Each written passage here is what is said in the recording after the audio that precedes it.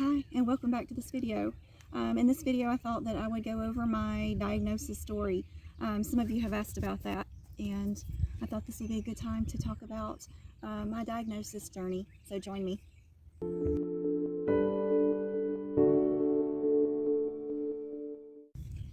So I'd have to say this journey really started with me thinking in my head, I feel like I feel different from everybody all my life. And even as a kid, I used to say, well, when I get older, it'll get easier to socialize. And I just always believed that. And, when you're about 50 years old and it's not easier, in fact, it's harder, you got to wonder at some point if something else is going on, which I did. So, even when I was in school, even if I had friends, I would feel like I was on the outside looking in. There was just a lack of communication. It was all about doing activities because I couldn't figure out how to communicate with people, even then. When my daughter was older, I started wondering if she had autism, and I started researching it and trying to figure it out, and it became my passion. Like, figuring out my daughter's diagnosis just became my passion. And if you know anything about people with autism, obsessive habits is one of the traits. I became very obsessive about it. I had folders with papers in it and researched it in great depth, and still couldn't figure out that, those traits were mine. But in the process of researching autism, I started realizing that it sounded like me. Now, I'd had the stereotype of autism being mostly boys who did not, give eye contact, maybe were not communicative. And this was my view of what autism was. Even though I went to college and got my degree in behavioral health, I must have missed the day they talked about autism because I really don't remember any focus on that. So as I was researching and I was watching YouTube videos of women with autism, I was realizing that my behavior traits seem to line up with theirs a lot. And, women's autism is different than men. We present differently. So I went to seek a diagnosis. In the meantime, over the years, I've had many misdiagnoses like bipolar disorder, major depressive disorder, anxiety disorder, just different kinds of things like that. None of my psychiatrists ever thought of autism being an option for me. In 2017, I went to try to go get a diagnosis or to be tested. I just wanted to see if I felt like I could have ADHD and autism. So I went for testing. She did a full assessment on me. They do the Wessler Adult Intelligence Test, behavioral observations when you go for testing. I had the Connors Continuous Performance Test version 3, the Connors Continuous Auditory Test, the ADOS, which is a big one if you're going to be tested for autism. It's Autism Diagnostic Observation Schedule. I had that one done. Adult behavior checklist, and then adult self-report, and then my mom and my husband filled out a report on their opinion of my behaviors too. She did not diagnose me with autism, and I'll tell you, I feel like I know why. Because I went in there masking. I went in there like, oh, how you doing? And trying to put on my mask at the wrong place. That is not the place you want to mask. You want to go in and be yourself. Otherwise, you will not get a correct diagnosis. So in her report, she actually said, this was the Delis-Kaplan Executive Functioning System Scale. She noted that I was very good at sorting things. I rated highly on that. It said this may indicate a strength for nonverbal details, but a weakness for combining verbal details. Both are common for individuals with autism. She noted that. So yes, I do notice patterns. I do notice details over people. I notice my environment more than I do people and relationships. And my focus and goal is on details and getting the job done. For the ADOS, these were her notes on the ADOS, which is the Autism Diagnosis Observation Schedule. She said, while nonverbal communication was inconsistent, Jennifer did appear to recognize emotions in others fairly well, but struggled to clearly explain emotions in herself. She could describe the events that led to certain emotions, but how these emotions are experienced physically was a difficult concept to Jennifer. I will be first to admit that my gestures do not always match up with emotions or the situation. I lack gestures. I have to force myself to, it's not natural for me to give gestures. I am a stiff person naturally. I I could just sit in the same position the entire time and tell you and just have a whole conversation and not move, because that's how I am. And facial intonation, that is something else that was noted, which means that she wasn't able to read the emotions on my face because I wasn't giving any. On the social responsiveness scale, she said results were consistently in the severe range, indicating deficiencies in reciprocal social behavior that are clinically significant and lead to severe interference with everyday social interaction. That's a big duh. Social interaction for me is a struggle every single day of my entire life, of my whole life, every day, always. She said such scores are strongly associated with the clinical diagnosis of autism spectrum disorder. Then why didn't she give me that diagnosis? I'll tell you why. She didn't realize I had obsessive habits. We didn't really go into it. She didn't really recognize that I have the same morning routine. I eat the same thing for breakfast pretty much, the same thing for lunch. I make my sandwich the same way, the same order. We're typically the same things. It's a lot about sameness for me, routine. And she didn't pick up on that. She didn't.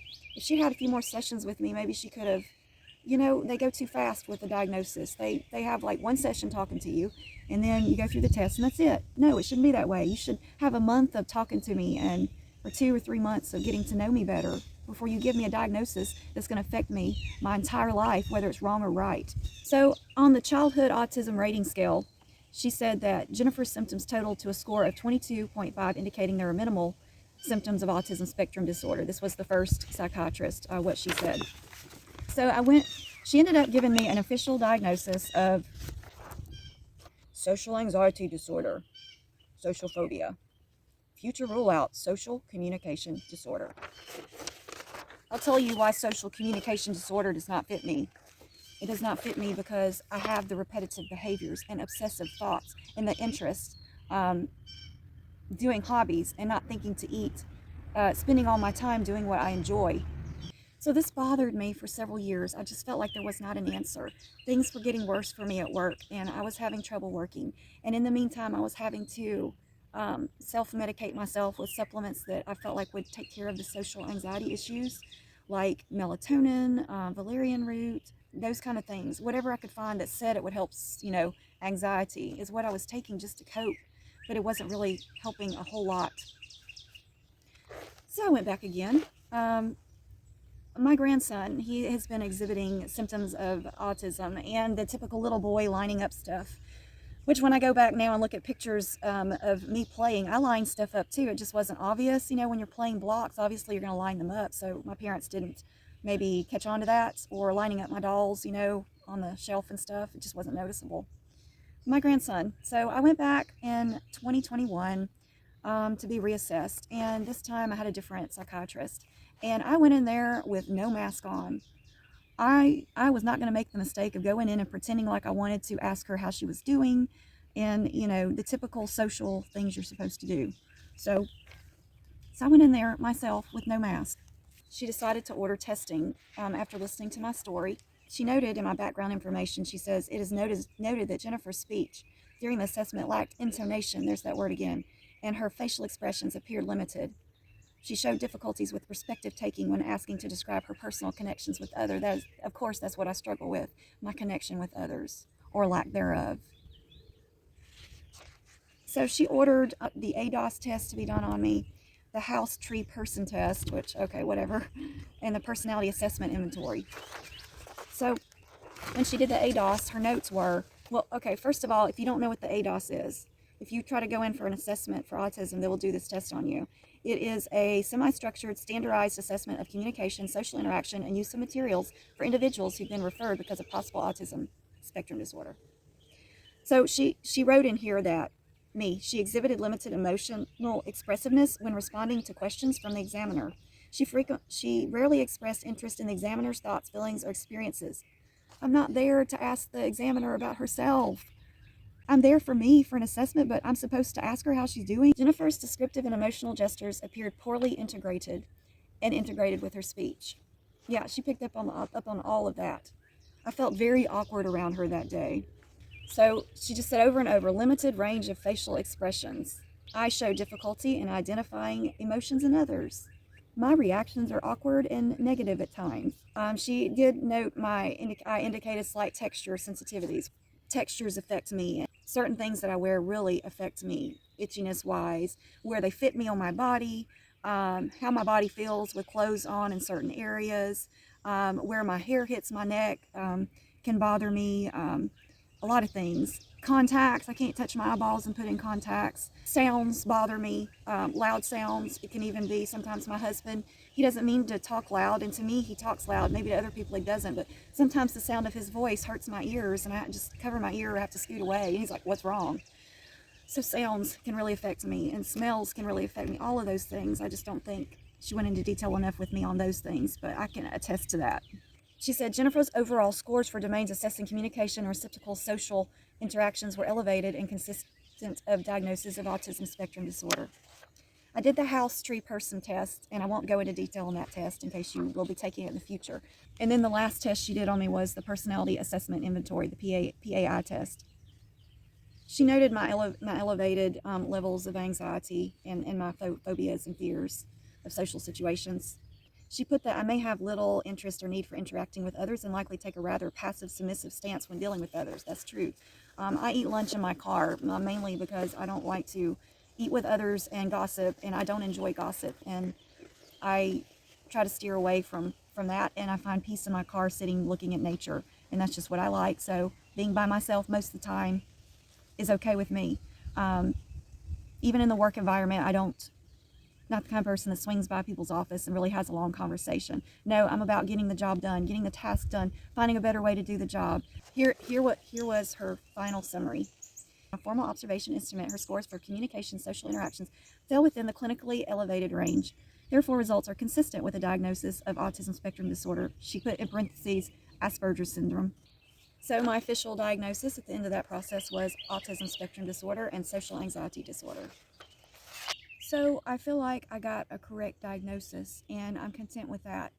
It's been a process since my diagnosis of accepting it and telling other people about it. I'm still on that journey.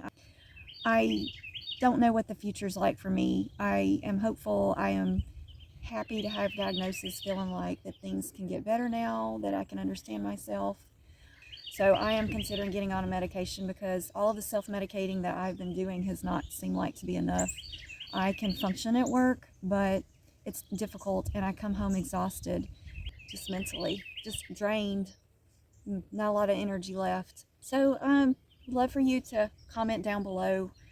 Did anything that I say resonate with you? Do you experience anything like that also? And are you seeking a diagnosis? Do you already have a diagnosis? Are you in the process? Um, are you watching this video because you are watching for a family member that you think might have autism?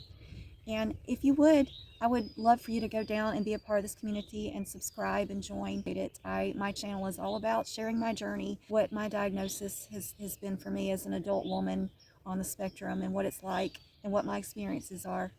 And if I can help you, at one person, I'm just happy to do that. So thanks for watching. We'll see you in the next video. Bye.